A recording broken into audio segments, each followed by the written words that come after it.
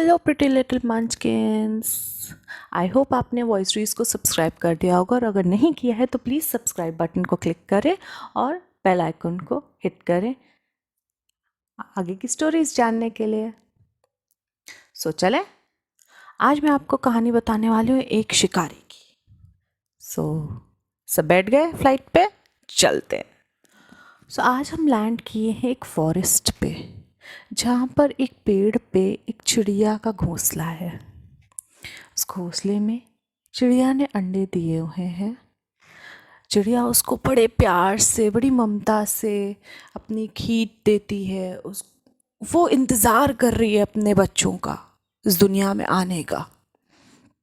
इतनी प्यार से, इतनी शिद्दत से वो बेचारी मेहनत करती है, रोज़ उड़ती है, खाना लेके इकट्ठा कर रही है, ये सोच के कि जिस दिन उसके बच्चे आएंगे इस दुनिया में वो कहीं भूखे ना रहें।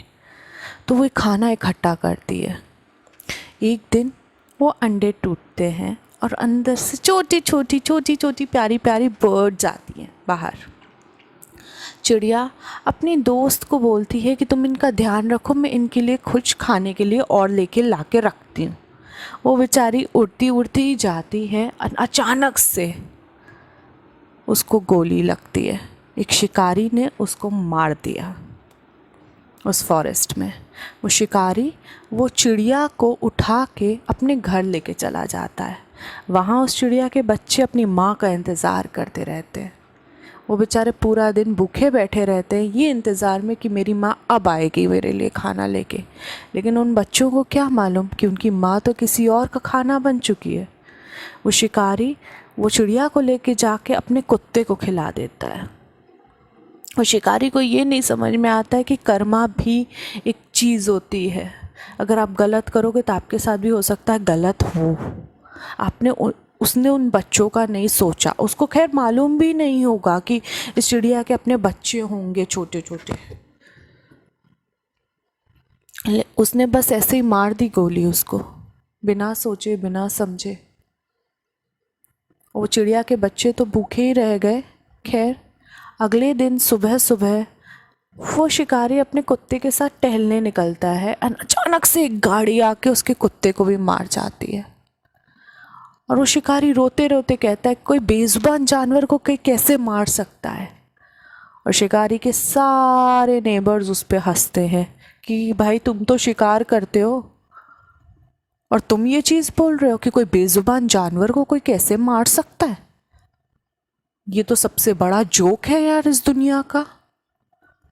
ये तुम्हारा ही कर्म है जो तुम्हारे कुत्ते ने सज़ा भुगती है।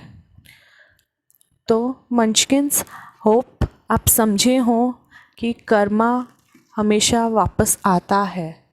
तो इट्स आपके लिए बहुत अच्छा होगा अगर आप अच्छी डीड्स करें इस दुनिया में, कुछ अच्छा बांटें, लोगों की मदद करें, ना कि डेविल की बात सुने, ना कि कुछ गलत सोचे।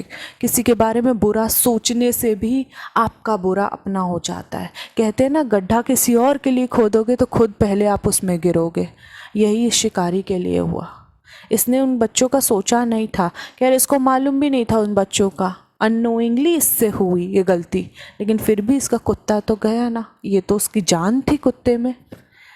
तो मंचकिंस, होप आप समझ रहे हो मैं क्या बोलने की कोशिश कर रही हूँ, कि कर्म अच्छे रखें। ओके,